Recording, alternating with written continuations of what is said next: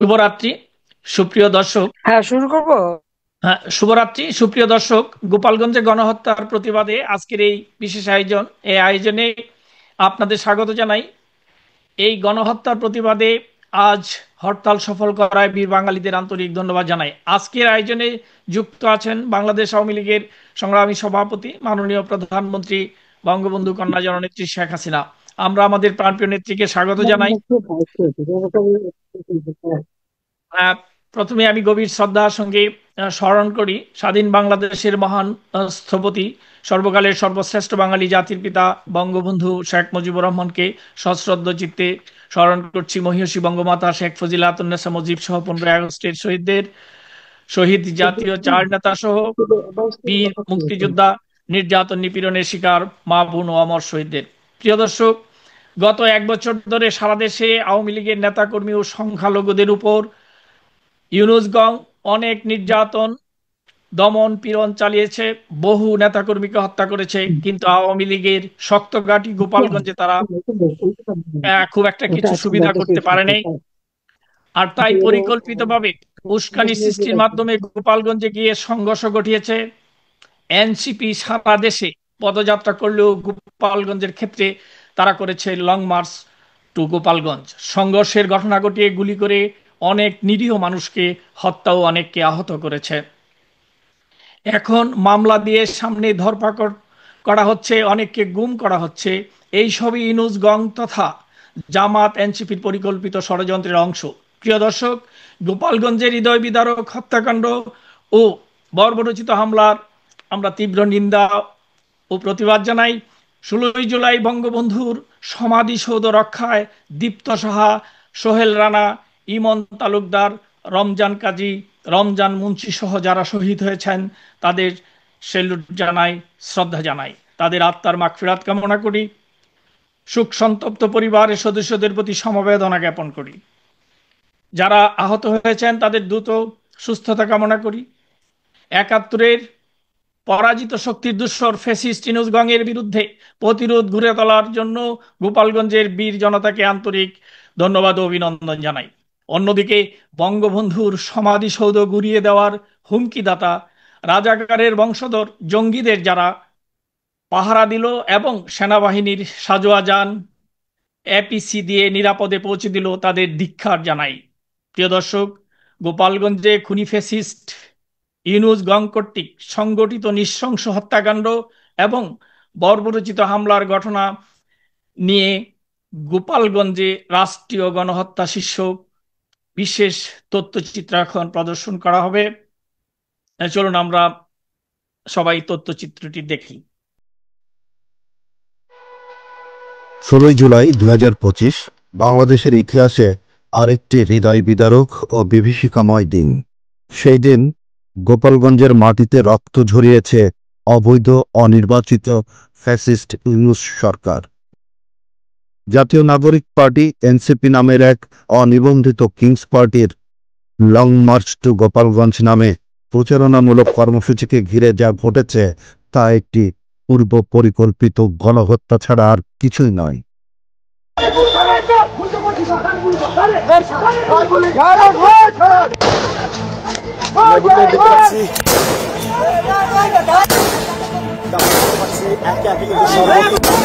চেষ্টা কিন্তু তারা করে যাচ্ছেন। কয়েকটি গুরুত্বপূর্ণ প্রশ্ন জনমনে তীব্র উদ্বেগ তৈরি করেছে। কেন শুধুমাত্র গোপালগঞ্জে লং মার্চ টু গোপালগঞ্জ কর্মসূচি, যেখানে জাতীয় নাগরিক পার্টির জুলাই মাসব্যাপী দেশের বিভিন্ন অঞ্চলে পদযাত্রা চলমান, সেখানে কেন শুধুমাত্র গোপালগঞ্জকে কেন্দ্র করে এমন উস্কানিমূলক কর্মসূচি দেওয়া হলো? উত্তরটা কি স্পষ্ট নয়? গোপালগঞ্জ নির্বাচিত প্রতিনিধিত্বের প্রতীক, আর ইউনূসের অবৈধ সরকার সেই প্রতিনিধিত্বকে ধ্বংস করতেই টার্গেট করেছে বঙ্গবন্ধুর পবিত্র জন্মভূমিকে। সামাজিক যোগাযোগ মাধ্যমে উস্কানিমূলক পোস্ট কেন? এনসিপি নেতা নাহিদ ও Sarjis long march to Gopalganj ঘোষণা দেওয়ার পর সামাজিক যোগাযোগ মাধ্যমে একাধিক উস্কানিমূলক পোস্ট ছড়িয়ে পড়ে। সেখানে বলা হয় টুঙ্গিপাড়ার বঙ্গবন্ধুর মাজার গুঁড়িয়ে দেওয়া হবে, মার্চ টু গোপালগঞ্জ, গোপালগঞ্জ ধ্বংসের যাত্রা, পদযাত্রা অথবা বুলডোজার, টুঙ্গিপাড়ার মাজার মাটিতে মিশিয়ে দিব। এই ধরনের ভয়ঙ্কর রাষ্ট্রদ্রোহী সন্ত্রাসবাদী বক্তব্য কিভাবে অবাধে ছড়ানো হলো? কেন ডিজিটাল নিরাপত্তা আইন, সাইবার সেল, সিটিটিসি কেন সক্রিয় ভূমিকা রাখেনি? নাকি এই সন্ত্রাসী ছিল অবৈধ ইউনুস রাষ্ট্রযন্ত্রের নীরব অনুমোদনে পরিচালিত একটি ভয়াল অপারেশন? কেন সমাবেশ বন্ধ হয়নি? যেখানে আগে থেকেই উত্তেজনা ও সহিংসতা সৃষ্টির আভাস ছিল, সেখানে সমাবেশ কেন বাতিল করা হলো না?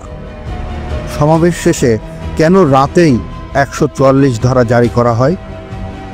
কেন গোপালগঞ্জের বিদ্যুৎ ও ইন্টারনেট সংযোগ বন্ধ করে নির্মম নির্যাতন চালানো হয়? সময়ের আগেই 144 ধারা জারি করলে প্রাণহানিকে রোধ করা যেত না? নাকি পরিকল্পনাই ছিল একটি রক্তাক্ত সমাবেশের মাধ্যমে আতঙ্ক ছড়িয়ে দেশের রাজনীতিকে একদলীয় স্বৈরতন্ত্রে ঠেলে দেওয়া? কেন উস্কানিমূলক বক্তব্য দেওয়া হলো?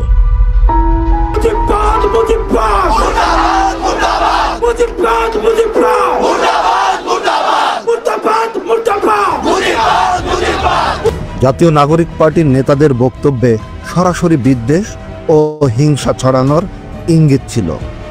তারা যে ভাষায় বক্তৃতা দিয়েছে তা কোনো রাজনৈতিক ভিন্ন মত নয়, বরং একেবারে জঙ্গি কায়দায় সহিংসতাকে উস্কে দেওয়া। কেন এই বক্তব্যের বিরুদ্ধে আগে থেকে ব্যবস্থা নেওয়া হয়নি? উত্তর একটাই, কারণ এই বক্তব্য ছিল রাষ্ট্রীয় পরিকল্পনারই অংশ। প্রশিক্ষিত জঙ্গি শামীম হাসান রজ্জু কেন উপস্থিত? ফরিদপুর জেলার মধুখালীর নওপাড়ার বাসিন্দা শামীম হাসান রজ্জু, যিনি হাফাতা গেঞ্জি পরিহিত অবস্থায় সশস্ত্র ও প্রশিক্ষিত জঙ্গির মতো আচরণ করছিলেন, তাকে কেন এই সমাবেশে আনা হলো?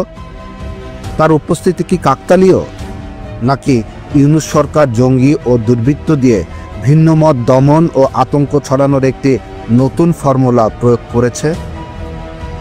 তাকে সেখানে আনাই হয়েছে কারণ গোপালগঞ্জে রক্ত ঝরাতেই চেয়েছিল অবৈধ শাসক গোষ্ঠী। অনিবন্ধিত দলের জন্য সামরিক সুরক্ষা কেন? জাতীয় নাগরিক পার্টি একটি অনিবন্ধিত দল হওয়া সত্ত্বেও কেন সরকার সর্বোচ্চ সামরিক নিরাপত্তা দিয়ে সমাবেশ করতে দিল?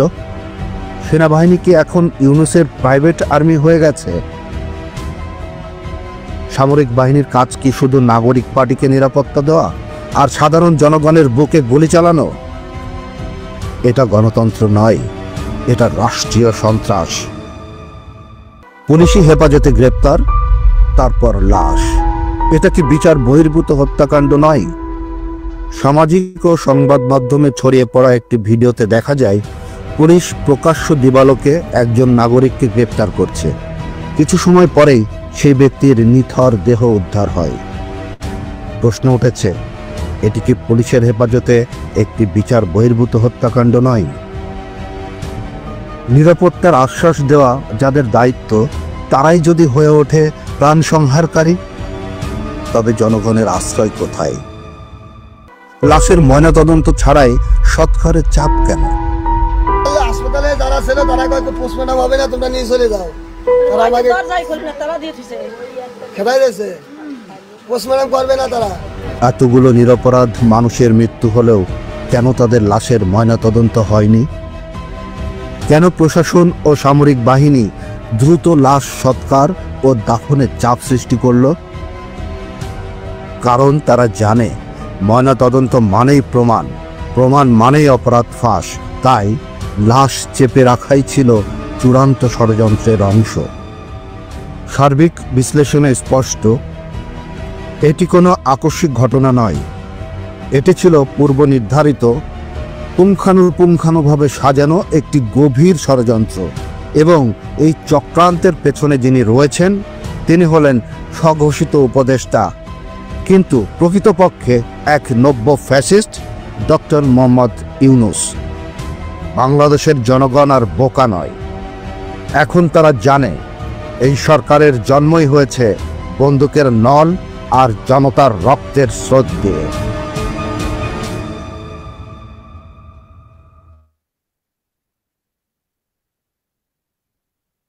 এতক্ষণ আমরা দেখলাম তথ্যচিত্রটি, এটি হৃদয় বেদী, এ যেন একাত্তরের প্রতিচ্ছবি।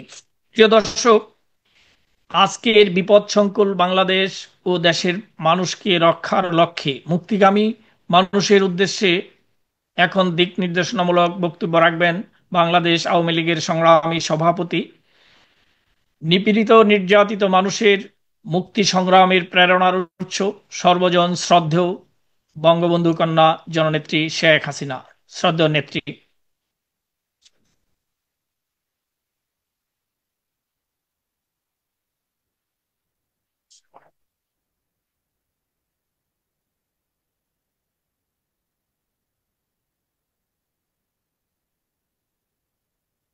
মাননীয় নেত্রী, আপনি মিউট আছেন, একটু আনমিউট করে।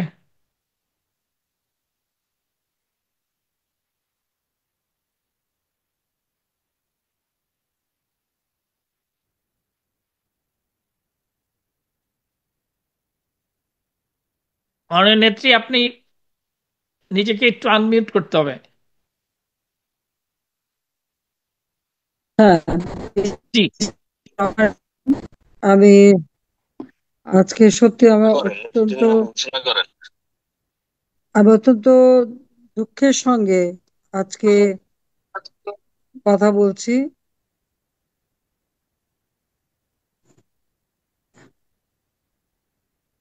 যে ঘটনা বাংলাদেশে আজকে ঘটেছে, এটা কল্পনাও করা যায় না। এখানে আসছে না, গোপালগঞ্জের মতো জায়গায় এই ধরনের গণহত্যা মনে হয়, আমার কাছে যেটা মনে হলো যে সেই 1981 পাকিস্তানি হানাদার বাহিনী যে অত্যাচার করেছিল তার থেকে কয়েক গুণ বেশি অত্যাচার এবার করা হয়েছে। যে ঘরে ঘরে কারফিউ দিয়ে, বিদ্যুৎ বন্ধ করে দিয়ে,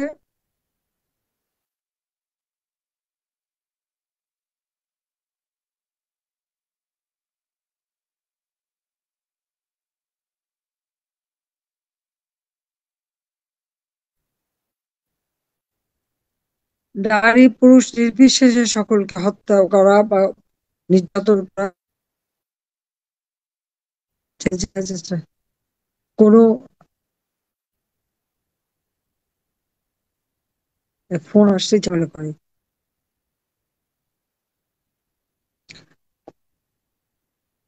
আমি এইভাবে দেখি নাই যে প্রত্যেকটা বাড়িতে ঢুকে ঢুকে ছোট শিশু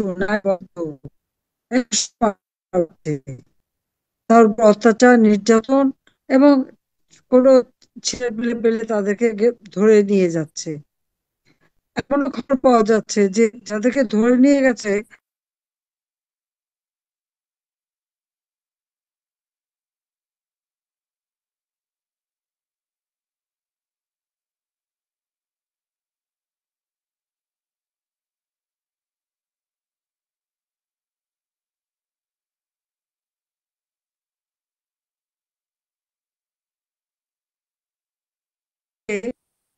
উস্কানিমূলক বক্তব্য দেওয়া, এটা কি মানুষ গ্রহণ করতে পারে? যে ওই মাটিতে জাতির পিতা বঙ্গবন্ধু শেখ মুজিবুর রহমান সম্পর্কে যে সমস্ত মন্তব্য এই ছেলেরা করেছে, অথচ এই যারা এই সমস্ত মন্তব্য করলে তারা একসময় কিন্তু ছাত্রলীগ ছিল, এবং তাদের যদি অতীতে দেখবেন বঙ্গবন্ধুর নাম দিয়ে কত সুন্দর সুন্দর কথা তারা বলে আজকে হঠাৎ সবকিছু যেন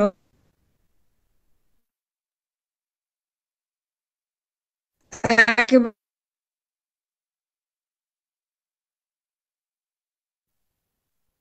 ঠিক আছে, মুজিববাদ শেষ করে দেবে, বঙ্গবন্ধুর নাম মুছে ফেলে দেবে, গোপালগঞ্জ শেষ করে দেবে। এই এত বেয়াদবেরা কোথা থেকে শিখলো? দেশটা স্বাধীন করেছে কে? জাতির পিতা বঙ্গবন্ধু শেখ মুজিবুর রহমান। নিজের জীবনটাকে সে উৎসর্গ করেছে, সেটা তারা জানে না। সেই 1948 সাল থেকে ভাষা আন্দোলন থেকে শুরু করে স্বাধিকার আদায়ের আন্দোলন, স্বাধীনতা অর্জন, 71 মুক্তিযুদ্ধে বিজয়, সবই তো জাতির পিতা বঙ্গবন্ধু শেখ মুজিবুর রহমানের নেতৃত্বে হয়েছে। আমি আজকে তার প্রতি শ্রদ্ধা জানাই জাতীয় চার নেতার প্রতি, 30 লক্ষ শহীদের প্রতি, 2 লক্ষ মা বোনের প্রতি। 15ই আগস্ট জাতির পিতা বঙ্গবন্ধু শেখ মুজিবুর রহমানকে নির্মমভাবে হত্যা করলো। তিনি তো সাধাসিধে জীবনযাপন করতেন। একজন রাষ্ট্রপতি, তিনি ওই ধানমন্ডি 32 নম্বরে ওই বাড়ি, যে বাড়ি থেকে তিনি স্বাধীনতা ঘোষণা দিয়েছিলেন, সেই বাড়িতেই তো ছিলেন। একটা ধারণা ছিল এই বাঙালি কখনো তার গায়ে হাত দেবে না, তাকে মারবে না, কারণ এদেশের মানুষকে তিনি গভীরভাবে ভালোবেসেছেন। আর সেই ভালোবাসা দিয়েই তিনি এই দেশকে গড়ে তুলেছেন, একটা যুদ্ধ বিধ্বস্ত দেশকে গড়ে তুলেছেন। কিন্তু একই সাথে 15ই আগস্ট 1975 সাল বাংলাদেশের রাষ্ট্রপতি জাতির পিতা বঙ্গবন্ধু শেখ মুজিবুর রহমান, আমার বাবা, তাকে নির্মমভাবে হত্যা করেছে। একই সাথে আমার মা, আমার 3 ভাই, কামাল জামালের নবপরিণীত বধূ সুলতানা রোজিকে, আমার ছোট্ট ভাইটা মাত্র 10 বছরের, তাকে হত্যা করলো। আমার একমাত্র চাচা শেখ আবু নাসেরকে হত্যা করেছে। এরা সবাই তো মুক্তিযোদ্ধা। কামাল জামাল, শেখ আবু নাসের প্রত্যেকে মুক্তিযোদ্ধা। হাতে অস্ত্র নিয়ে সরাসরি যুদ্ধ করেছে তারা। আবার সে মেজপুর বাড়িতে যে শেখ ফজলুল হক মনি, তার অন্তঃসত্ত্বা স্ত্রীকে হত্যা করেছে। শেখ ফজলুল হক মনিও তো একজন মুক্তিযোদ্ধা। ছাত্র জীবন থেকে সে সংগঠন করেছে। সেজপুর বাড়িতে যে মুক্তিযুদ্ধের সংগঠক আব্দুল রব সাহ্নিয়াবাত সাহেব, আমার ফুফা, এবং তার 10 বছরের ছেলে আরিফ, বেবি, 13 বছরের মেয়ে, 4 বছরের নাতি সুকান্ত, আবু নাসরাত আব্দুল্লাহর ছেলে, তাকে পর্যন্ত হত্যা করলো। এবং এইভাবে 13 জন সদস্য, মিলিটারি সেক্রেটারি ব্রিগেডিয়ার জামিলকে হত্যা করেছে, পুলিশ অফিসার সিদ্দিকুর রহমানকে হত্যা করেছে, সাংবাদিক, মুক্তিযোদ্ধা শহীদ সানিবাদ এবং সাংস্কৃতিক কর্মী রেন্টুকে হত্যা করেছে। আমি সকলের আত্মার মাগফিরাত কামনা করে এটুকুই বলবো যে এই হত্যাকাণ্ডের মধ্য দিয়ে বাংলাদেশের চেতনা, স্বাধীনতার চেতনা, মুক্তিযুদ্ধের চেতনা নস্যাৎ করতে চেয়েছিল। আমি এখানে বেঁচে গিয়েছিলাম, 6 বছর পর দেশে ফিরে আসার সুযোগ পাই। তারপর থেকে দেশের জন্য কাজ করেছি। যখনই সরকার এসেছি, জনগণের সেবক হিসেবে কাজ করেছি, মানুষের কল্যাণ করেছি। কেউ তো বলতে পারবে না যে ধন সম্পদ বানানোর জন্য, টাকা বানানোর জন্য আমরা রাজনীতি করি না। বাংলাদেশের জনগণের কল্যাণে কাজ করেছি, জনগণকে দারিদ্র্যের হাত থেকে মুক্ত করেছি, তাদের জীবন মান উন্নত করেছি। 96 থেকে 2001, 5 বছর সময় পূর্ণ করে শান্তিপূর্ণভাবে ক্ষমতা হস্তান্তর করেছি। বাংলাদেশের ইতিহাসে এই একটি বারই মাত্র শান্তিপূর্ণভাবে ক্ষমতা হস্তান্তর হয়েছিল। বিএনপি জামাতের দুঃশাসনের ফলে এমার্জেন্সি হয়, 2টা বছর আবার কষ্ট, মানে 2001 থেকে 8 মানুষের জীবনে নাভিশ্বাস উঠে গিয়েছিল। 2008-এ যে নির্বাচন হয়, সেই নির্বাচনে আওয়ামী লীগ এককভাবে 48% ভোট পেয়ে 233টা সিট পায়। আমরা 259টা সিটের নির্বাচন করেছিলাম, আর 41টা সিট আমরা শরিকদের দেই। আর বিএনপি 300 সিটে নির্বাচন করে, জামাতকে নিয়ে 20 দলীয় জোট পেয়েছিল মাত্র 32% ভোট। তা আওয়ামী লীগের অপরাধটা কি? জনগণ আমাদের ভোট দিয়েছে, আমরা জনগণের আস্থা বিশ্বাস অর্জন করেছি, জনগণের জন্য কাজ করেছি। 2009 সাল থেকে 2024 সালে 5ই আগস্ট পর্যন্ত অনেক বাধা, অনেক কিছু এসেছে, কিন্তু সব অতিক্রম করে জনগণের কল্যাণে, জনগণের উন্নয়নের জন্য, দেশের উন্নতির জন্য কাজ করে বাংলাদেশকে বিশ্ব দরবারে উন্নয়নশীল দেশ হিসেবে মর্যাদা এনে দিয়েছি। আওয়ামী লীগের অগণিত নেতাকর্মী দিনরাত অক্লান্ত পরিশ্রম করেছে। আমাদের সহযোগী সংগঠন এবং আওয়ামী লীগ যে কোনো দুঃসময়ে মানুষের পাশে দাঁড়িয়েছে। ঝড়, বন্যা, বৃষ্টি, বাদল, কোভিডের সময় নিজেদের জীবনকে বিপন্ন রেখে সেই আমাদের প্রশাসন এবং পুলিশের সাথে একসাথে হাত মিলিয়ে, যেখানে আত্মীয় স্বজন পর্যন্ত লাশ নেয় নাই, সেখানে আমাদের আওয়ামী লীগের নেতাকর্মী, আমাদের ছাত্রলীগ, যুবলীগ, স্বেচ্ছাসেবক লীগ, মহিলা সকলে মিলে কাজ করেছে, পুলিশ তারা কাজ করেছে। যে রোগী হবে তাকে হাসপাতালে নিয়ে যাওয়া, অক্সিজেন কোথায় পাওয়া যাবে সে ব্যবস্থা করে দেওয়া, মৃত্যুর পরে সৎকার করে দেওয়া অথবা কাফন দাফনের ব্যবস্থা করে দেওয়া, এই সমস্ত কাজ। এমনকি কৃষক ধান কাটতে পারে না, ছাত্রলীগে বলার সাথে সাথে তারা নেমে গেছে, সাথে সাথে আমাদের অন্য সহযোগী সংগঠন নেমে গেছে, ধান কেটে কৃষকের ঘরে পৌঁছে দেওয়া হয়েছে। আমাদের মেয়েরাও পিছিয়ে থাকেনি। তা আমাদের অপরাধটা কি হলো? আওয়ামী লীগের আমলে বাংলাদেশ তো উন্নতি করেছে, আর আজকে একটি ব্যক্তি ক্ষমতার লোভী 2007 সালে দল করতে এসে যে ব্যর্থ হয়, এই ডক্টর ইউনূস, আর তার ক্ষমতার লোভ এবং দেশ বিক্রি করার মুচলেকা দিয়ে, বন্দুকের নল দিয়ে, সন্ত্রাসী, জঙ্গি, তাদের সহযোগিতা নিয়ে, তাদেরকে ব্যবহার করে, তাদের কাঁধে চেপে ক্ষমতা দখল করেছে। আর এই ক্ষমতা দখলের জন্য এই ইউনূসের মেট্রোলজিক্যাল, সে যে ডিজাইন করে আসছে, তার যে সূক্ষ্ম একটা পরিকল্পনা, তার যে একটা চক্রান্ত, একটা ষড়যন্ত্র, এই ষড়যন্ত্রের মধ্য দিয়েই সে যে ক্ষমতা এসেছে।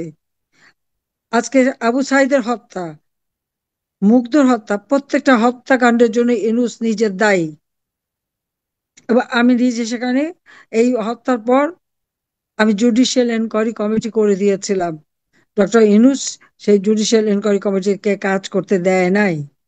এবং এদের যে হত্যাকাণ্ড এবং যারা আহত হয়েছিল, তাদের প্রত্যেকের চিকিৎসা ব্যবস্থা আমি করেছি, সে যেই হোক। আমি এখানে দল মত দেখি না। সেই জায়গায় যখন বুলেট পাওয়া গেল 7.62, ইউনূসেরই উপদেষ্টা ব্রিগেডিয়ার শওকত যখন বললেন যে এই বুলেট সিভিলিয়ানদের হাতে, তদন্ত করতে হবে, সঙ্গে সঙ্গে তাকে সরিয়ে দিল। ইউনূসের তো সবকিছু মেটিকুলাস ডিজাইনের মাধ্যমে করা। তার মেটিকুলাস ডিজাইনের অর্থই হচ্ছে চক্রান্ত, ষড়যন্ত্র, এবং তার মাস্টার মাইন্ড। কারা মাস্টার মাইন্ড? আজকে এদেরকে দিয়ে দল করিয়েছে। একসময় তারা যারা ছাত্রলীগ করতো, ছাত্রলীগের যত বদনাম, যত রকমের অপকর্ম তারা সেখানে করে এসেছে। আর এই ইউনূসের টাকা, ডিপ এস্টেট, ইউএসএইড, ধনকুবের সোর্সের টাকা, আর ইউনূস যত টাকা গ্রামীণ ব্যাংকের আর টেলিকমিউনিকেশন টাকাগুলি যেগুলি সব মেরে খেয়েছিল, হাজার হাজার কোটি টাকার মালিক। ডক্টর ইউনূসকে জিজ্ঞাসা করি আমি, 6,000 টাকা বেতনের একজন এমডি, সে এত হাজার কোটি টাকার মালিক হয় কিভাবে? কোন জাদুর বলে?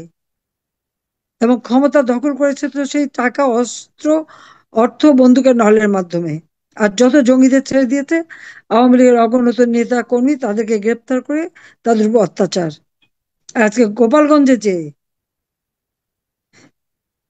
32 নম্বর তো ভেঙেছে, আগুন দিয়েছে। এখন গোপালগঞ্জে যে বঙ্গবন্ধুর নামে যখন আজে বাজে কথা বলে, সেই জায়গার মানুষ মানবে কিভাবে? আর এদের অপকর্ম, এবং যখনই ওরা প্রতিবাদ করেছে, সাথে সাথে সেখানে গুলি, এবং এই সেনাবাহিনী যে সরাসরি গুলি করেছে। পুলিশ একটা ছাত্রকে ধরলো, দেখা যাচ্ছে তাকে গ্রেপ্তার করছে, ওমা, তাকে সরায় নিতে নিতে গুলি করে মেরে ফেলে দিল। গলার উপর বুট দিয়ে পাড়া দিয়ে ছেলেটা বেঁচে আছে, পা ধরে বসছে, পা দিয়ে হাত দিয়ে ঠেকাচ্ছে।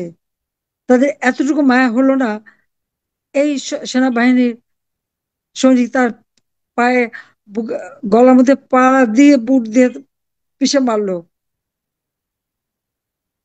আমার নিজের কাছে এখন দুঃখ হয়। আমি তো ভেবেছিলাম স্বাধীন বাংলাদেশের সামরিক বাহিনী জনগণের পাশে থাকবে। আমার কাছে ছেলেরা জিজ্ঞেস করেছে, আমি বলছি না, ওরা তোমাদের বিরুদ্ধে কিছু বলবে না, তারা তো গেছে ওখানকার শান্তি রক্ষা করতে। তারা, আমাদের, এরা তো কোনো উস্কানিমূলক কিছু করেনি। অথচ হত্যা করলো তারা প্রকাশ্য দিবালোকে, সবাই দেখেছে। যে একদিকে পুলিশ, একদিকে সেনাবাহিনী, আর একদিকে ওই সেই কি নতুন এক পার্টি বানিয়েছে তাদের অস্ত্রধারীরা। আমাদের ছেলেদের হাতে তো কোনো গুলি বন্দুক কিছু ছিল না। হ্যাঁ, তারা ঢিল ঢিল ছুঁড়েছে, এটা ঠিক, কিন্তু তাদের বিরুদ্ধে মিথ্যা মামলা, তারাই নাকি উস্কানি দিয়েছে, তারাই নাকি আক্রমণ করেছে। কোথায় আক্রমণ করলো? এবং এদেরকে পালাতে হলো কিসে? সেনাবাহিনীর সাঁজোয়া বাহিনীতে। ওই সাঁজোয়া বাহিনী এপিসি কার কিনে দেওয়া? আগে কি ছিল তাদের? ছিল না, আমি ক্ষমতায় আসার পরে কিনে দিয়েছি। এই সেনাবাহিনীর জন্য তাদের টিফিন ভাতা, তাদের পোশাক পরিচ্ছদ, সৈনিকদের থাকার জন্য সেই ডরমেটরি নির্মাণ করে দেওয়া, ইয়াং অফিসারদের জন্য ফ্ল্যাট নির্মাণ করে দেওয়া, তাদের গাড়ি বাড়ি কেনার ব্যবস্থা করে দেওয়া, বেতন প্রায় 123 গুণ বৃদ্ধি করে দিয়েছিলাম সকল সরকারি অফিসারদের। গাড়ি কিনলে সেটা পরিচালনা করার টাকা কিনা দিয়েছে আমি। শান্তি রক্ষা মিশনে তারা যায়, তাদের ট্রেনিং এর ব্যবস্থা এই বিপসট আমার হাতে করা। কারণ বিদেশে যাবে অন্য দেশের সাথে, তারা যে সব ধরনের ট্রেনিং পায়, সেই নতুন ট্যাঙ্ক থেকে শুরু করে সব ধরনের কিছু আমি কিনে দিয়েছি। আর আজকে আমার দলের লোকদের উপর, ছেলেদের উপর এবং টুঙ্গিপাড়ায় যেভাবে নির্যাতন তারা করলো, অত্যাচার করলো এবং এখনো করে যাচ্ছে, এখানে আমার একটা প্রশ্ন। গোপালগঞ্জের ছেলেপেলেরা তারা যখন বঙ্গবন্ধুকে গালি দিয়েছে, তারা তাদের মঞ্চ ভেঙেছে। একই ঘটনা তো আমি দেখলাম কক্সবাজার ঘটলো। বিএনপি নেতা সালাউদ্দিনের সম্পর্কে যখন বাজে কথা বললো, সাথে সাথে বিএনপি তাদের মঞ্চ ভাঙলো। সেখানে সেনাবাহিনী কি কোনো অ্যাকশন নিয়েছে? রামু ক্যান্টনমেন্ট তো মাত্র কয়েক গজ দূরে, কই সেখানে তো নিল না। কি জবাব দেবে আমাকে? এবং জবাব দিতে হবে, আমার অধিকার আছে, কারণ আমি তাদের উন্নতি করেছি। নতুন নতুন ক্যান্টনমেন্ট করা, প্রমোশনের ব্যবস্থা করা, আধুনিক সরঞ্জামাদি কিনে দেওয়া, তাদেরকে ট্রেনিং দেওয়া, এমনকি নামের পদবি। আগে তো শুধু ব্রিগেডিয়ার বলা হতো, ব্রিগেডিয়ার জেনারেল, এবং সেই সৈনিকদের থেকে শুরু করে প্রত্যেকের ঠিক আন্তর্জাতিক মানের পদবি দিয়ে পোশাক পরিচ্ছদ, training, NDC, BIPSOT, war college, MIST, medical college, BUP, university সবই তো আমার করে দেওয়া। আওয়ামী লীগ সরকার আসার পর থেকে এই বাংলাদেশে এমন কোন শ্রেণী পেশার মানুষ নাই যারা সহযোগিতা না পেয়েছে। আজকে পুলিশ বাহিনী মাত্র 20% পুলিশ রেশন পেত, আমি প্রথমবার এসে সেটাকে বাড়ালাম। আর দ্বিতীয়বার আসার পরে শতভাগ রেশন, পোশাক পরিচ্ছদের আরো কয়েক সেট বাড়িয়ে দেওয়া, নতুন পোশাকের ব্যবস্থা করা, সেনাবাহিনীর জন্য নতুন পোশাকের ব্যবস্থা করা, সবই তো আমার করা। বিজিবি, পুলিশ, প্রত্যেকের জন্য, এমনকি সেনাবাহিনী, হেলিকপ্টার, এভিয়েশন সেক্টর খুলে দেওয়া, নেভির জন্য এভিয়েশন সেক্টর খুলে দেওয়া কে করেছে? আমি, শেখ হাসিনা, আওয়ামী লীগ। আওয়ামী লীগ ক্ষমতা এসেছে বলেই আজকে সবকিছু নতুন ভাবে করা হয়েছে। বড় বড় কমপ্লেক্স ভবন করে দেওয়া, ট্রেনিং এর ব্যবস্থা। মাত্র ইন্টারমিডিয়েট পাস করে সবাই আর্মিতে ঢুকতো, উচ্চ শিক্ষার তেমন সুযোগ ছিল না। এই ট্রেনিং 3 বছর করে দিয়ে যাতে একটা বিএ ডিগ্রি বা বিএসসি ডিগ্রি বা উচ্চ মানের ডিগ্রি নিতে পারে, সেইটাও আমি করে দিয়েছি, এটা মাথায় রাখতে হবে। আর আজকে কি নিষ্ঠুর নির্মম ভাবে ছেলে পেলেদেরকে গুলি করা হলো, মারা হলো, বুট দিয়ে পাড়িয়ে মারা, বুট দিয়ে পাড়া দিয়ে মারা। ঠিক 71 সালে পাকিস্তান হানাদার বাহিনী সেই একই কাজ করেছে, সেই একই চিত্র যেন আমি দেখলাম।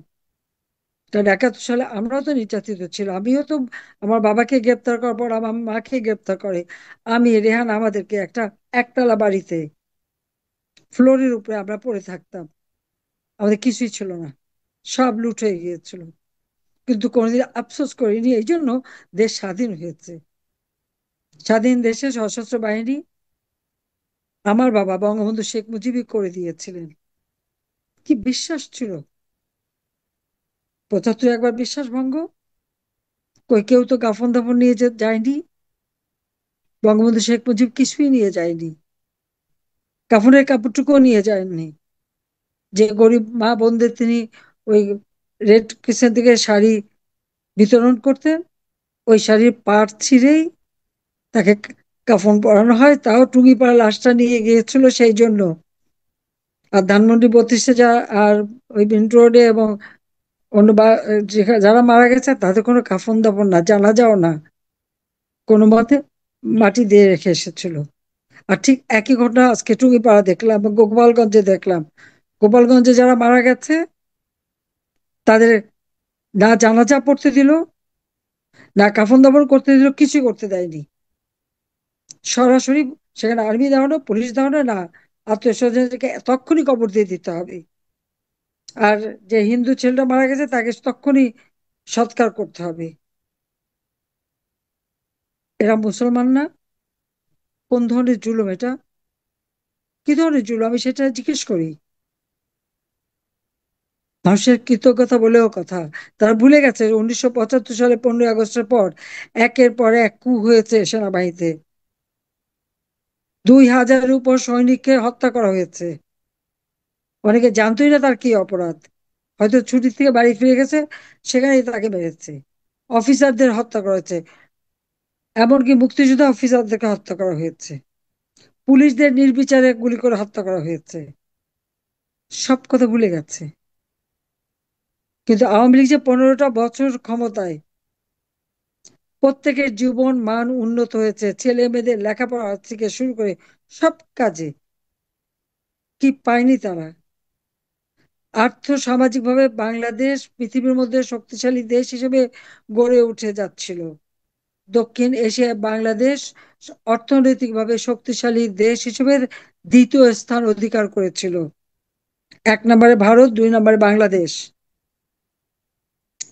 পাকিস্তানি অর্থনীতির থেকে অনেক উপরে বাংলাদেশ ছিল। এশিয়ার ভিতরে আমরা 9ম স্থান। সারা বিশ্বে আমাদের 30তম ছিল। কোভিড এর কারণে আমরা একটু পিছিয়ে যাই, তাও আমাদের 35তম অর্থনৈতিক দেশ হিসেবে দেশকে গড়ে তুলেছিলাম। উন্নয়নশীল দেশের মর্যাদা পেয়েছে 2026 সাল থেকে। উন্নয়নশীল দেশ হিসেবে আমাদের যাত্রা শুরু হবে, তার প্রস্তুতিও আমরা নিয়েছি। কিন্তু আজকে আমি কি দেখলাম, কি পেলাম? আমার ছেলেদের রক্তে রঞ্জিত এই বাংলার মাটি। কেন? কি অপরাধ তাদের? বঙ্গবন্ধুর নাম নিশানা মুছে ফেলে দেবে, তাহলে কার নাম থাকবে? ওই যে হানাদার বাহিনী, তাদের গড়ে তোলা রাজাকার আল বদর আল শামস, সেই সমস্ত যুদ্ধাপরাধী যারা তোমাদের মা বোনদের তুলে নিয়ে গিয়েছিল পাকিস্তানি হানাদার বাহিনী ক্যাম্পে, দিনের পর দিন তাদেরকে রেপ করেছে, পাশবিক অত্যাচার করেছে, শাড়িটা পর্যন্ত পড়তে দেয়নি, কারণ অনেকে গলায় দড়ি দিয়ে মারা গিয়েছিল সেই জন্য। নির্বিচারে গুলি করে গ্রামের পর গ্রাম মানুষকে হত্যা করেছে, আগুন দিয়ে পুড়িয়েছে। ওই যুদ্ধাপরাধীরা, তারাই তো এদেরকে পথ দেখিয়ে নিয়ে গেছে, তারাই তো ঘর চিনিয়েছে, তারাই তো নির্যাতন করেছে। এমনকি আমাদের বাড়ি তো 3-3 বার আগুন দিয়ে পুড়িয়েছে। আর আজকে তাদের জন্য তাদের প্রতি এত আনুগত্য, ওই পাকিস্তানি হানাদার বাহিনীদের বুটের লাথি খেয়ে খেয়ে ওইটাই ওইটাই খুব তাদের কাছে কাম্য। আর স্বাধীন দেশে একটা মর্যাদা নিয়ে জীবনটা পছন্দ হয়নি, পরাধীনতার নাগপাশে বন্দি থাকাটাই তাদের মানে আকাঙ্ক্ষা। এটা হচ্ছে দুর্ভাগ্যের বিষয়।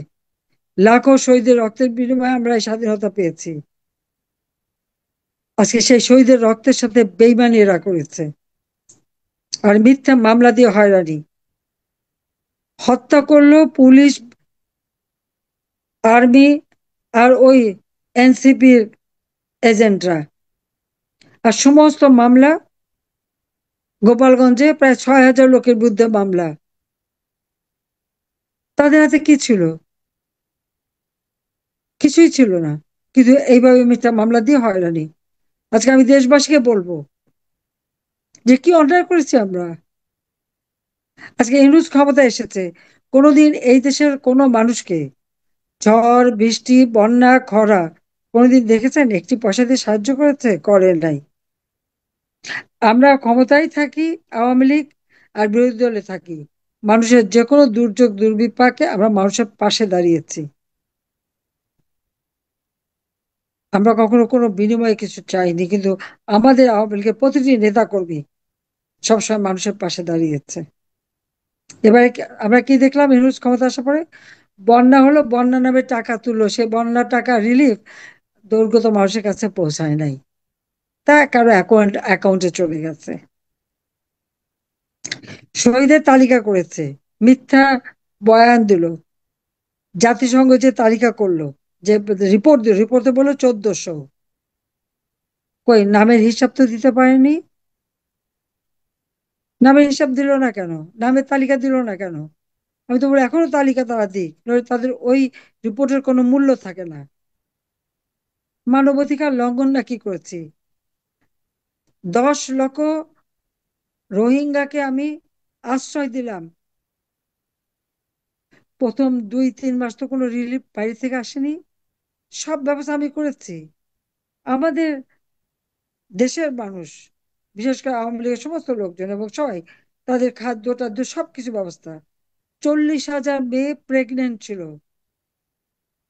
হাসপাতাল নার্স ডাক্তার দিয়ে তাদের ডেলিভারি ব্যবস্থা করা, শিশুদের স্বাস্থ্য সেবা ব্যবস্থা আমি করেছি। আর আমি সেখানে মানবাধিকার লঙ্ঘন করতে যাব, এটাকে আপনারা বিশ্বাস করেন? আমি কাজই তো করি মানুষের জন্য। আর ইউনূস আর কি, গরিবের রক্ত চুষে খেয়েছে। ক্ষুদ্র ঋণ, মোটা অঙ্কের সুদ, না দিতে পারলে ঘর বাড়ি ছাড়া, কেউ সুইসাইডও করেছে, সন্তান বিক্রি করেছে। 21শে আগস্ট যখন গ্রেনেড হামলা হলো, হ্যাঁ আমি বেঁচে গিয়েছিলাম। আমার প্রায় 1000 খানেক নেতাকর্মী আহত, 22 জন মারা গেল, আইবি রহমান সহ। বাংলাদেশে প্রত্যেকেই সহযোগিতা করেছে এবং এই ঘটনাকে সকলে নিন্দা করেছে, করেনি একটি লোক। যখন বুদ্ধিজীবীরা সবাই মিলে তালিকা করলো, সবাই সই দিল, ইউনূস কিন্তু সই দেয়নি। আমরা একটা সাহায্যের জন্য একটা ব্যাংক অ্যাকাউন্ট খুললাম। ব্যাংকের আবেদ সাহেব থেকে শুরু করে আমাদের বাংলাদেশের প্রত্যেকটা ব্যাংকের প্রত্যেকটা ব্যবসায়ী, খুব সাধারণ মানুষ, ছাত্র ছাত্রী শিক্ষক থেকে শুরু করে রাজনৈতিক নেতা, প্রত্যেকে সহযোগিতা করেছে। একটা পয়সা দিয়েও সাহায্য করেনি ডক্টর ইউনূস। কিন্তু আমি যখন 96 সালে সরকারে, ওই গ্রামীণ ব্যাংক, এটা কিন্তু সরকারি ব্যাংক, ডক্টর ইউনূস কিন্তু 6,000 টাকা বেতনের এমডি, কিন্তু আমি ক্ষমতা আসার পর ওই ব্যাংক যাতে ভালোভাবে চালাতে পারে তার জন্য 400 কোটি টাকা দিয়েছিলাম, কারণ আমার কাছে সে হাত পেতে ছিল। 98 সালে 1998 সালে যে বন্যা, তারপরে প্রথমে 100 কোটি, তারপর 200 কোটি, তারপর আবার 100 কোটি। আমি যখন মোবাইল ফোন বেসরকারি খাতে উন্মুক্ত করে দিলাম প্রথম, কারণ বাংলাদেশে কোনো ডিজিটাল ফোন ছিল না, আমি ডিজিটাল ফোন করেছিলাম, তখন এসে আমার কাছে ধর্ণা দিল, আমার অফিসে এসে বসে থাকতো তাকে একটা ব্যবসা দেওয়ার জন্য। আমি মনে করতাম খুব ভালো মানুষ, ব্যবসাও দিয়েছিলাম। বলেছিল গরিব মানুষের হাতে ফোন দেবে, দিয়েছে? দেয়নি।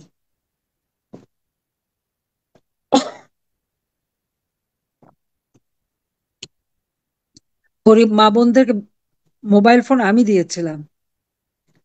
প্রাইমারি স্কুলের শিক্ষার্থীদের জন্য যে বৃত্তির টাকা, মায়ের নামে মোবাইল ফোনের পাঠাতাম।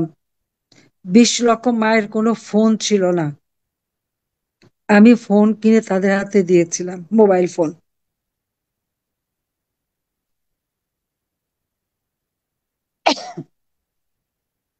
তো আমার অপরাধটা কোথায়? বিনা পয়সায় বই দেওয়া, শিক্ষার মান উন্নত করা, বহুমুখী শিক্ষার ব্যবস্থা করা, বিজ্ঞান প্রযুক্তি শিক্ষার ব্যবস্থা, কারিগরি শিক্ষার ব্যবস্থা, এভিয়েশন এয়ার স্পেস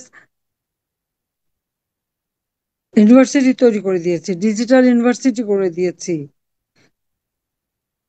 কওমি মাদ্রাসা স্বীকৃতি দিয়েছি, মাস্টার্স সমান তাদের ডিগ্রিটাকে আমরা স্বীকৃতি দিয়ে দিয়েছি। কয়েক হাজার মাদ্রাসা আমরা এমপিওভুক্ত করে দিয়েছি, নতুন নতুন বিল্ডিং করে দিয়েছি। কোনটা না দিয়েছি? কোভিডের সময় যত ইমাম মুয়াজ্জিন থেকে শুরু করে সকলকে আর্থিক সহায়তা দিয়েছি, কাউকে তো বাদ দেয়নি। আমরা তো নিজেরা নিজেদের ভাগ্য করতে আসিনি, নিজের ছেলে মেয়ে বোন বোনের ছেলে মেয়েকে তো কিচ্ছু দেয়নি। যা করেছি বাংলাদেশের জনগণের জন্য করেছি। জেলা জেলা শিক্ষা প্রতিষ্ঠান করে দিয়েছি। খুব স্বাভাবিক, যখন এই সমস্ত ছেলেমেয়েরা আবার পদত্যাগ দাবি করে, তখন তো আর কি করা যেতে পারে এত কিছু করার পরে?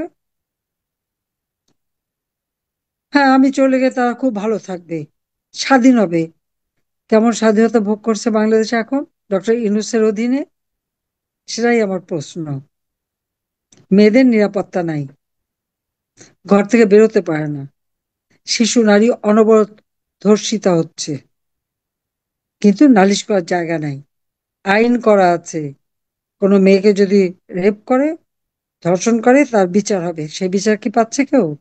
পাচ্ছে না। নির্বিচারে মানুষ খুন করা, আইন আপন হাতে তুলে নিয়ে পিটিয়ে পিটিয়ে পুলিশ, আওয়ামী লীগের নেতাকর্মী, সংখ্যালঘু সম্প্রদায়, হিন্দু মুসলমান খ্রিস্টান, আইনজীবী, সাংবাদিক, ডাক্তার, কেউ কি বাদ গেছে?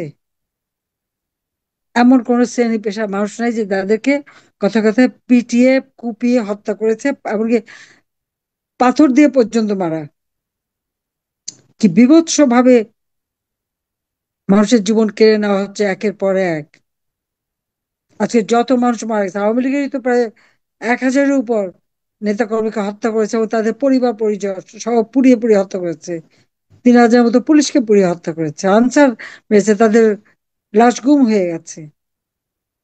সংখ্যালঘু সম্প্রদায়ের বাড়িতে ঢুকে ঢুকে, প্রত্যেকের আওয়ামী লীগের নেতাকর্মী বাড়িতে ঢুকে, এমপি হোস্টেলে ঢুকে সব লুটপাট করা হয়েছে। কারা করেছে? ওই ছাত্র নামধারীরা। তারা নাকি মব জাস্টিস করে, মব জাস্টিস মানে মব সন্ত্রাসী। কিন্তু এখানে তো মব ছিল না, জনগণ ছিল না, এখানে কতগুলি সন্ত্রাসী জঙ্গিরা ছিল। সমস্ত জঙ্গিদের ডক্টর ইউনূস ছেড়ে দেয়। হলি আর্টিজান থেকে শুরু করে যত ঘটনা ঘটেছে তাদেরকে বিচার করেছে, জেলে ছিল তাদেরকে সব ছেড়ে দিয়েছে। আর আওয়ামী লীগ নেতাকর্মীদের জেল পুরেছে। কাজে আজকে আমি সব দেশবাসীকে কাছে এটাই বলবো, যে আজকে যেভাবে দুঃশাসন চালাচ্ছে, লুটপাট করে নিয়ে যাচ্ছে, টাকা পাচার করে নিয়ে যাচ্ছে, সেই ক্রিপ্টোকারেন্সি বলে বিটকয়েন, সেই টাকা দিয়ে বিদেশের পয়সা বানাচ্ছে। এই ইউনুসেরই সাথে যারা আছে তারা সবাই একটু খোঁজ নিয়ে দেখবেন, দুবাইতে খোঁজ নেন, অন্যরা কোন দেশে টাকা পাচার করতে দেখেন, সব হিসাব আছে।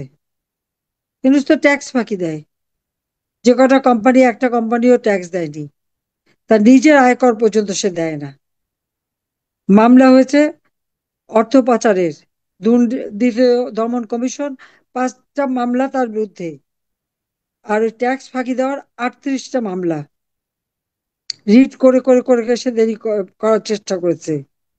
6ই আগস্ট রায় বের হওয়ার কথা, 5ই আগস্ট এমন ঘটনা ঘটালো, তবে ক্ষমতা যাওয়ার সাথে সাথে তার সব মামলা প্রত্যাহার। আর মামলা দিচ্ছে সব আমাদের বিরুদ্ধে। পুলিশ হত্যা করা, মেট্রো রেল বিটিভি সহ সমস্ত জায়গায় আগুন দেওয়া, এটা তো ইউনূসের সেই চক্রান্তের ফসল। এবং তার সমন্বয়করা নিজেরাই মুখে স্বীকার করেছে এবং গর্ব ভরে বলেছে তারা পুলিশ হত্যা করেছে, মেট্রো রেল হত্যা করেছে, বিপ্লব সফল করেছে। তাদের বিরুদ্ধে মামলা হবে না, কারণ তাদের দায় মুক্তি দেওয়া হয়েছে। তারা পেয়েছে দায় মুক্তি, মামলা হয়েছে আওয়ামী লীগের নেতা কর্মী আর আমাদের বিরুদ্ধে। আমার বিরুদ্ধে প্রায় 450 মামলা। আবার যাদের হত্যা করেছে তারা জীবন্ত হয়ে কেউ কেউ ফিরে এসেছে।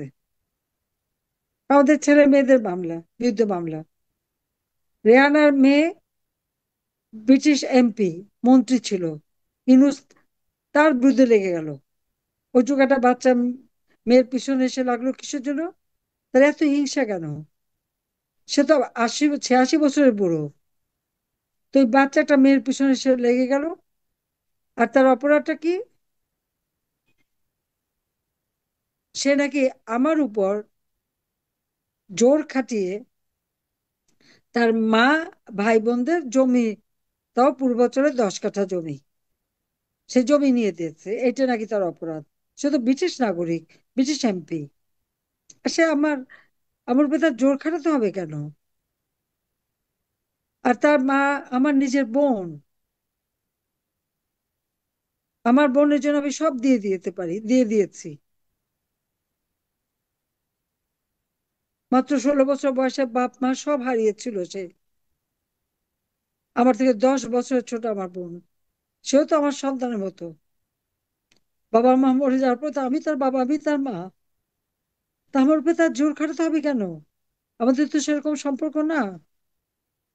আবার আমার মেয়ে শুধু বাইরে পড়াশোনাই করেছে, কারণ দেশে তো আমরা থাকতে পারি নাই। নিজের যোগ্যতায় সেই দক্ষিণ এশিয়ায়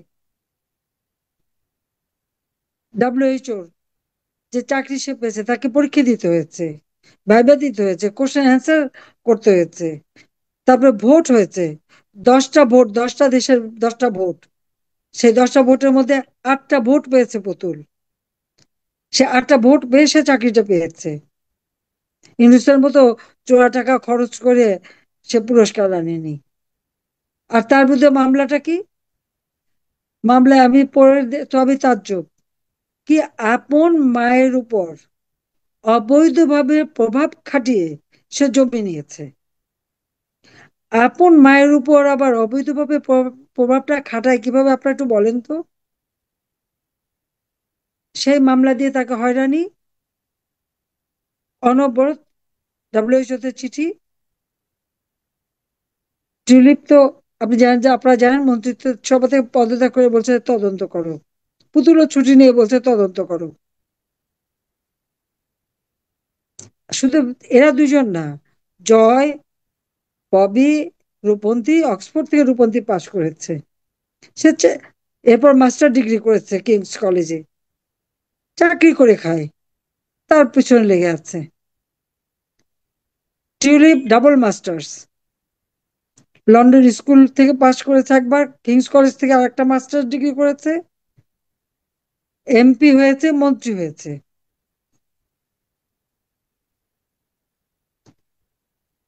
ববি LSE থেকে পাশ করা। এরা তো সব চাকরি করে খেয়েছে। জয় ব্যাঙ্গালোর কলেজ থেকে, ইউনিভার্সিটি থেকে তার ডিগ্রি, কম্পিউটার সায়েন্সে সে গ্রাজুয়েট। এরপর university of Texas Arlington campus থেকে সেই কম্পিউটার ইঞ্জিনিয়ারিং পাশ করেছে। হার্ভার্ড থেকে মাস্টার্স পাশ করে ডিগ্রি পাশ করেছে। মায়ের পয়সায় কিন্তু পড়াতে হয়নি। তার পড়েছে, চাকরি করেছে, আবার পড়েছে, আবার চাকরি করেছে। আজকে সব প্রত্যেকের বিরুদ্ধে মামলা। এই বাচ্চাদের বিরুদ্ধে এই নুসরাত হিংসা কেন? সেটা আমার প্রশ্ন। তারা তো বাংলাদেশে কোনো ক্ষতি করতে আসেনি, আজ ডিজিটাল বাংলাদেশ করে দিয়েছে। UNDP চাকরি নিয়ে ববি বাংলাদেশের বহু পলিসি পেপার নিজে তৈরি করে দিয়েছে। পুতুল অটিস্টিক বাচ্চাদের জন্য কাজ করেছে, যা বাংলাদেশের মানুষ কোনদিন জানতোই না যেটা কি। একটা সচেতনতা সৃষ্টি করেছে বিশ্বব্যাপী। এমনি এমনি তো আর সে যোগ্য, বিনা যোগ্যতায় তো কাজ পায়নি। আর কতগুলি অশিক্ষিত মূর্খ এদের নামে আজে বাজে কথা বলা আর অমনি দেওয়া। ইউনুসের মতো চোরা টাকায় তো আর তদবির করে আর ওই লবিস্ট থেকে তারা তো তাদের যোগ্যতা প্রমাণ করেনি। আর এখন গণহত্যা চালিয়ে যাচ্ছে। মানুষ হত্যা করে করে ক্ষমতা এসেছে, এখন এই হত্যা করতে করতে হাত পেকে গেছে। আর পার্টির দল করেছে ফার্স্ট 5 স্টার হোটেলে 1300 অতিথি ডেকে 2 কোটি টাকা খরচ করে ইফতার পার্টি দিয়ে দল করা। সেই দলেরকে আবার বিভিন্ন জেলায় জেলায় এখন নিয়ে যাচ্ছে কি, সেনাবাহিনী, সশস্ত্র বাহিনীর একেবারে নিরাপত্তা দিয়ে তাদেরকে নিয়ে যেতে হচ্ছে। রাঙামাটিতে দেখলাম 1 লাইনে আর্মি দাঁড়ানো, পুলিশ দাঁড়ানো, এপিবিএন দাঁড়ানো, সব দাঁড়িয়ে তাদেরকে পাহারা দিতে হচ্ছে, বিজিবি দাঁড়ানো, সবাই পাহারা দিয়ে তাদের বক্তৃতা, তাদের মিটিং করানো। বাংলাদেশের কোন রাজনৈতিক দলটা এইভাবে নিরাপত্তা নিয়ে তারপরে মিটিং করতে যায়? তাদের সাথে নাকি জনগণ আছে। ছাত্রছাত্রীদের পড়তে দেয়নি, স্কুল পরীক্ষা দিতে দিতে যেতে দেয়নি কেন? ইউনূসের দল মিটিং করবে 6 মাসের মধ্যে। যার পকেটে 2000 টাকা ছিল সে এখন 100 কোটি টাকার মালিক হয়ে গেছে। দামি গাড়ি, দামি পোশাক, সবই চেহারা পাল্টে গেছে। কই, আমরা তো এত বছর রাজনীতি করে, এত 5বার ক্ষমতায় থেকে তো আমরা তা পারি নাই। তা আমার এটাই কথা, যে আজকে দেশটাকে ধ্বংসের দিকে নিয়ে যাচ্ছে, দেশটাকে রক্ষা করতে হবে। আর এই গণহত্যার বিচার করতে হবে। এই ডক্টর ইউনূসের ক্ষমতা থাকার কোনো অধিকার নাই। অবৈধভাবে সে ক্ষমতা দখল করেছে। আর যারা এই হত্যাকাণ্ডের সঙ্গে জড়িত, বিচার তাদের করতে হবে। মিথ্যা মামলা দিয়ে আওয়ামী লীগের নেতাকর্মীকে হয়রানি করা, এটা বন্ধ করতে হবে। যাদের গ্রেপ্তার করা হয়েছে তাদের মুক্তি দিতে হবে। বিনা বিচারে আজকে 10টা মাস সকলকে কারাবন্দী করে রেখেছে। পদে পদে মানবাধিকার লঙ্ঘন করে যাচ্ছে। জঙ্গিবাদ দিয়ে দেশ চালাচ্ছে। মানুষের জীবনের শান্তি কেড়ে নিয়ে গেছে। মানুষের আয় রোজগার কমে গেছে। শ্রমিকরা আজকে বেকার। কৃষক তার উপকরণ কিনতে পারে না। সেচের সেচটা করতে গেলে তাকে ঘুষ দিতে হয়। ঘুষের মহা উৎসব চলছে বাংলাদেশে, দুর্নীতির মহা উৎসব চলছে। মানুষের জীবনের মূল্য নেই, আর বাকি সবকিছুর মূল্য আছে। মা বোনের ইজ্জত নেই, শিশুদের নিরাপত্তা নাই। আমাদের অগণিত নেতাকর্মী, বাচ্চার অসুখ হয় তাকে পর্যন্ত দেখতে যেতে পারে না। ছেলেকে না পেয়ে মাকে গ্রেপ্তার করে, বাড়িতে খুন করে, নামাজ পড়া অবস্থায় মাথায় লোহা দিয়ে বাড়ি দিয়ে মেরে ফেলে, মেরে আগুন দিয়ে পুড়িয়ে মারে, পা বেঁধে পুলিশকে মেরে ঝুলে রাখা। আর পুলিশ আত্মরক্ষার্থে গুলি করলে সেটা অপরাধ। আওয়ামী লীগের নেতা কর্মীকে মেরে মেরে ঝুলে রেখেছে। যারা আত্মরক্ষা করতে যায় তারা অপরাধী হয়ে যায়, যারা মারে তারা দায় মুক্তি পায়। এ কি অরাজকতা দেশে? এই দেশ কি এইভাবে অরাজক হবে? এইভাবে দেশ ধ্বংস হয়ে যাবে? আমার দেশবাসীর কাছে আজকে সেটাই প্রশ্ন, যে দীর্ঘদিন অক্লান্ত পরিশ্রম করে যে বাংলাদেশটাকে আজকে বিশ্বের দরবারে একটা সম্মানজনক অবস্থায় নিয়ে আসলাম, আর সেই বাংলাদেশকে জঙ্গি রাষ্ট্রে পরিণত করে দেশের মানুষের শান্তি, নিরাপত্তা সবকিছু কেড়ে নিয়ে আজকে যারা দেশকে ধ্বংসের পথে নিয়ে যাচ্ছে, এবং আমাদের মহান নেতা জাতির পিতা বঙ্গবন্ধু শেখ মুজিবুর রহমানকে যারা অপমান করছে, 32 নম্বর ভেঙেছে, আগুন দিয়ে পুড়িয়েছে, বুলডোজার দিয়ে ভেঙেছে, এখন হাত দিয়েছে টুঙ্গিপাড়া, গোপালগঞ্জ। এটাই কি চলবে দেশে? সেটাই আমার প্রশ্ন দেশবাসীর কাছে। আমাদের শক্তি তো বাংলাদেশের জনগণ। আমাদের তো কোনো বিদেশি প্রভু নাই। সেন্ট মার্টিন বিক্রি করেছে, পোর্ট বিক্রি করেছে, করিডোরের নামে দেশও বিক্রি করা। এদেশের স্বাধীনতা, সার্বভৌমত্ব রক্ষা করা, এটা তো দেশের জনগণের দায়িত্ব। আর এই সমন্বয়কদের, তাদের পাহারা দেওয়ার জন্য সেনাবাহিনী যাবে, গুলি করবে, নির্বিচারে গুলি করে মানুষ মারবে। অথচ সেই 15 জুলাই থেকে যখন 2024 সালে একে একে মানুষ হত্যা হচ্ছিল, তখন তাদের চেতনাটা কোথায় ছিল? সেই প্রশ্নটা আমার। কাজে এই গণহত্যার দায়ে যারা এই গোপালগঞ্জ হত্যাকাণ্ডের সঙ্গে জড়িত, প্রত্যেকের বিচার এই দেশে হবে, আন্তর্জাতিক ভাবে হবে। আর দেশবাসীকে আমি বলবো, আজকে হরতাল দেখেছিলাম, এই হরতালে যারা কাজ করেছেন এবং সাফল্য লাভ করছেন তাদের সবাইকে ধন্যবাদ জানাই, দেশবাসীকে ধন্যবাদ জানাই যে আপনাদের সহযোগিতা পেয়েছি, এবং আমাদের আন্দোলন অব্যাহত থাকবে। এই ইউনূসের মতো একটা দুর্বৃত্তকে ক্ষমতার থেকে হটিয়ে বাংলাদেশের মানুষের ভাগ্য পরিবর্তন করতে হবে। এটা জঙ্গিদের দেশ না, এখানে সাম্প্রদায়িক সম্প্রীতি বজায় থাকবে, গণতন্ত্র বজায় থাকবে, দেশের মানুষের আর্থসামাজিক উন্নতি হবে। আমি সেটাই চাই। সবাইকে ধন্যবাদ আজকে এই কথা বলার সুযোগ দিয়েছেন। অনেক কষ্ট, অনেক দুঃখ, যে দেশটার জন্য 3 রাত পরিশ্রম করেছি, 4 ঘন্টা বেশি সময় আমি নেইনি। যেখানে গেছি সব সময় দেশের উন্নয়নের কাজ করেছি। এই উন্নয়নের সাথে গ্রাম পর্যায়ে পর্যন্ত পেয়েছেন। শতভাগ বিদ্যুৎ দিয়ে মানুষের জীবনমান উন্নত করে দিয়েছি।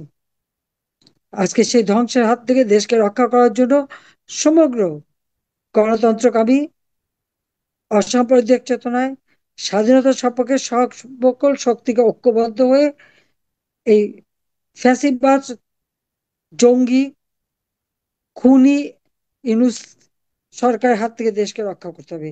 আজকে ইউনূসকে পদত্যাগ করতে হবে এবং তার বিচার হবে। আর তার সাথে এই তার যত উপদেষ্টা সহ যারা আছে তাদেরও সেই প্রতিজ্ঞায় সবাই নেন।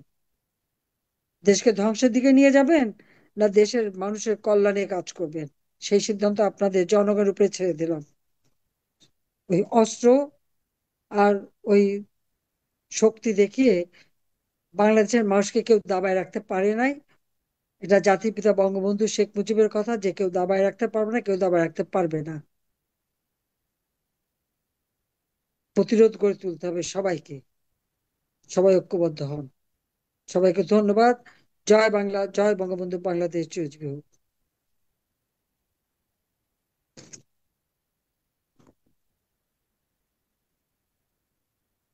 ধরনের শেখ হাসিনা আপা, আপনি আমাদের এই তৃণমূলের প্ল্যাটফর্মে এসে বক্তব্য রাখার জন্য আপনাকে